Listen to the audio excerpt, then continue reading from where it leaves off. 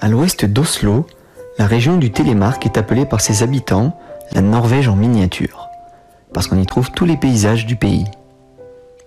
Creuset des traditions les plus vivaces de la Norvège et pays natal du ski, c'est un vaste district montagneux, un vivier des églises en bois debout et des greniers à vivre sur socle. La région a donné son nom à l'harmonieux virage dit virage Télémark, qui fait la popularité du ski nordique dans le monde entier. La Stavkirke de Hedal est la plus grande église en bois debout de Norvège. Elle fut édifiée au XIIe siècle, vers 1250. Elle comprend 3 nefs avec une abside semi-circulaire et est entourée d'une galerie extérieure couverte. L'église est réputée pour ses portes sculptées avec des motifs floraux, d'animaux et de formes humaines que l'on pourrait qualifier de fantastiques. Sur bon nombre de pignons, on peut voir des têtes d'animaux faisant penser à des chiens. Comparativement, l'intérieur de l'église semble petit par rapport au volume extérieur. À l'intérieur, on peut admirer la chaise de l'évêque datant de 1200. L'autel date de 1667 et les peintures sur les murs sont de la même période. La Stavkirke de Hedal est toujours utilisée en tant qu'église principale de la paroisse.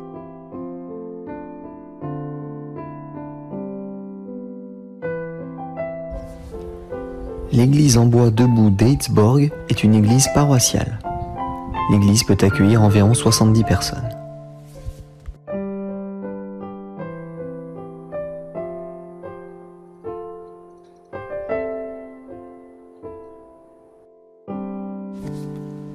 Située au cœur de la Norvège du Sud, la vallée du Setesdal, longue de 210 km, s'insinue dans un paysage fait de plaines et de montagnes belles et sauvages. Setesdal est le berceau de la culture populaire norvégienne. Elle est parcourue par l'Otra, une rivière très poissonneuse. Elle permet aux visiteurs venant du nord de rejoindre Kristiansand.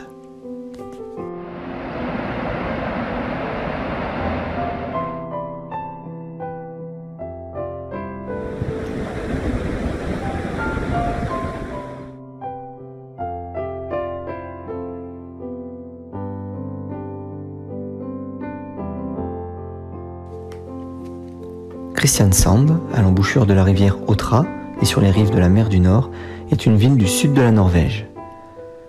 Le quai Fiskebrygga, quartier du marché aux poissons, est l'un des lieux préférés des locaux.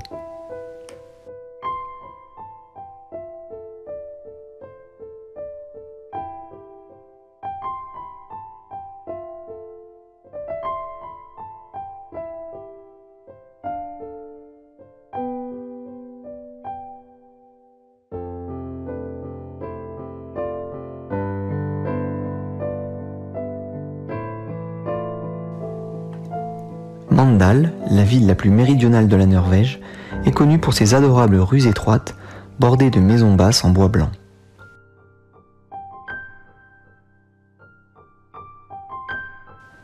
De l'autre côté du pont, un quartier plus résidentiel dont les bâtisses se perdent dans la verdure. Le phare de Linden est le plus ancien du pays. Il est situé sur la pointe la plus au sud de la Norvège. Le phare a été construit pour la première fois en 1656 et au fil des siècles, plusieurs autres ont été construits pour remplacer les plus anciens. La tour en fonte actuelle a été érigée en 1915 et équipée de la lentille de Fresnel. Pendant la Seconde Guerre mondiale, le phare a été pris par les Allemands. Des traces sont encore visibles sous forme de tranchées, de tunnels et d'autres fortifications.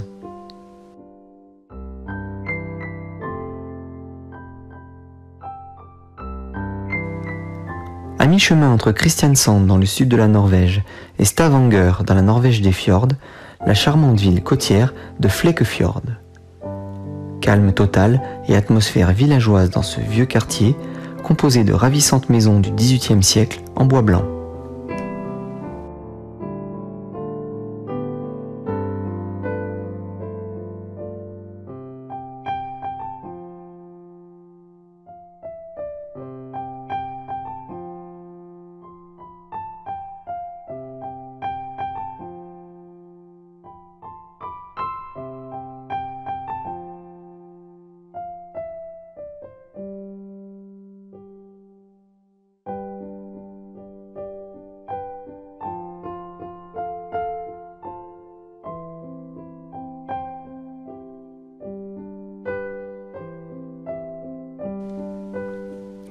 La ville d'Egersund abrite certaines des habitations en bois les mieux préservées de Norvège.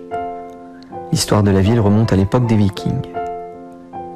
Egersund est réputé comme étant le plus grand port de pêche de Norvège.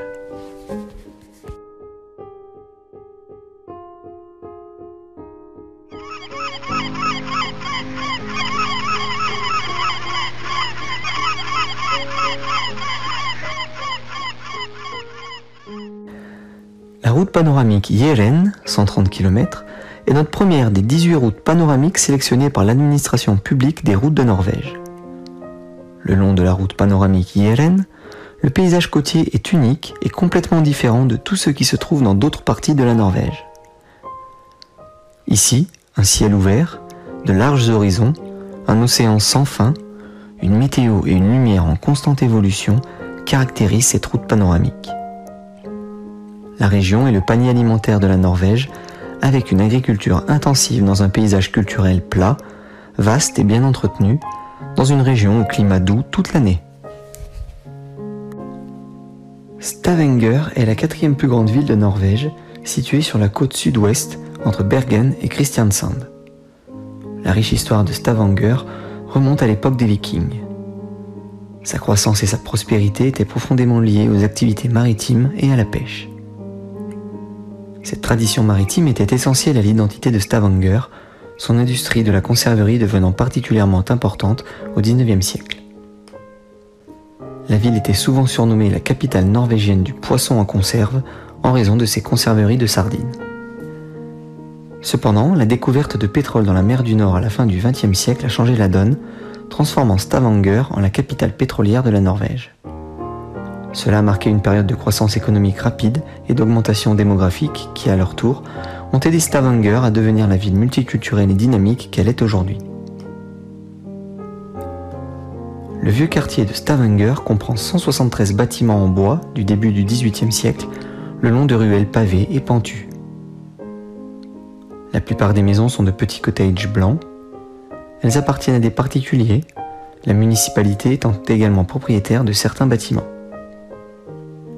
La petite taille des maisons avait une utilité au cours des siècles précédents.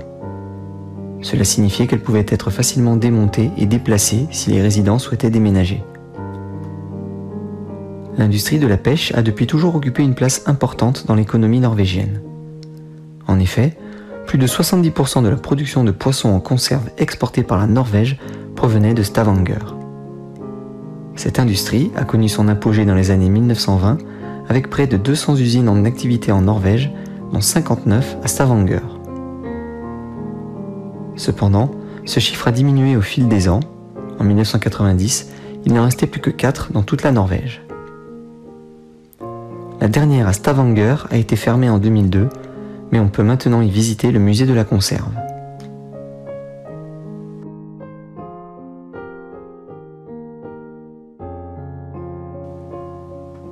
Dans les conserveries, le maniement des machines et des fours était réservé aux hommes. Les procédés manuels aux femmes. Durant la saison de pêche, de mai à octobre, les poissons frais étaient apportés aux conserveries.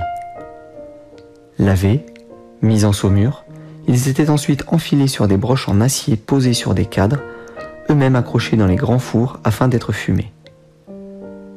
Puis, les têtes de poisson étaient coupées une à une au ciseau par des femmes. Ce travail fastidieux prit fin vers 1905 avec l'invention d'une guillotine, une machine coupant toutes les têtes d'un cadre en un seul coup.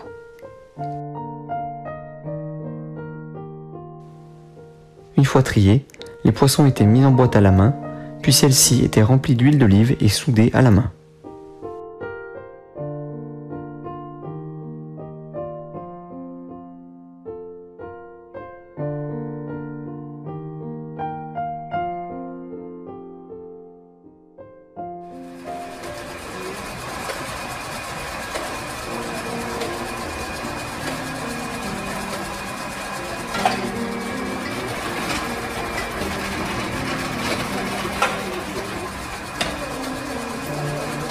La machine à souder permit de passer de 60 boîtes à l'heure à 800.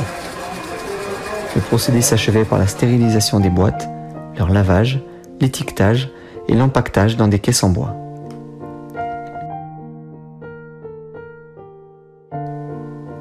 Le musée abrite plus de 32 000 étiquettes différentes.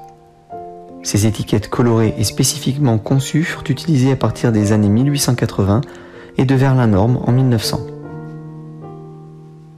Après cette visite, on n'ignore plus rien des 12 étapes du processus.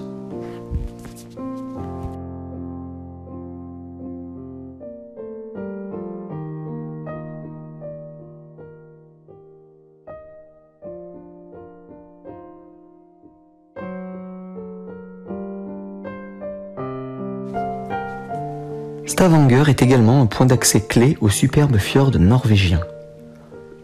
La ville se trouve à quelques minutes en voiture ou en ferry du Lysefjord, l'un des fjords les plus remarquables du pays. Lysefjord, son nom signifie le fjord de la lumière.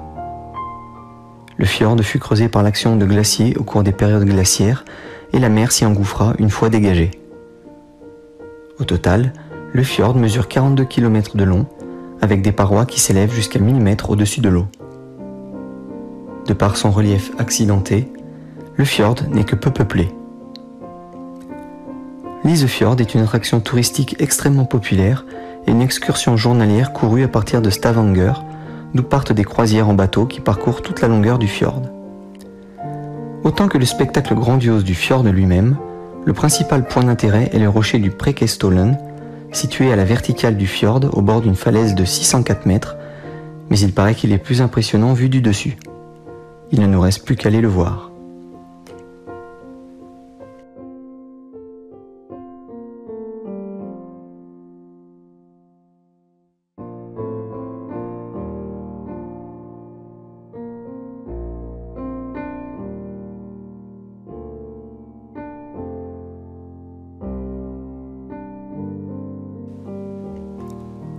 Preikestolen est une imposante falaise qui culmine à 604 mètres au-dessus des eaux du Lysefjord. Attirés par le point de vue offert au bord du vide, les milliers de randonneurs qui se rendent sur le site chaque année en font un des plus importants sites touristiques du pays. Preikestolen signifie en français « la chair ». Sa forme, mais aussi le fait que des sacrifices y auraient été pratiqués, explique ce nom. 2 heures de marche sont nécessaires pour franchir les 350 mètres de dénivelé, les 3800 mètres de distance et atteindre la falaise à travers bruyères, rochers et lacs. Certains passages de la randonnée sont escarpés. Les autorités ont choisi de ne pas installer de barrières ni de recourir à toute autre mesure de sécurité afin d'éviter de nuire à la beauté du site. Les accidents mortels sont extrêmement rares malgré les 300 000 visiteurs annuels. En outre, de telles mesures de sécurité pourraient paradoxalement favoriser des comportements dangereux de la part de certains visiteurs, tels que l'escalade des barrières. Une politique habituelle de la part des autorités norvégiennes est de considérer que l'on ne peut pas clôturer toute la nature du pays, politique soutenue par une population norvégienne plus habituée à cet aspect de nature dangereuse que les touristes étrangers.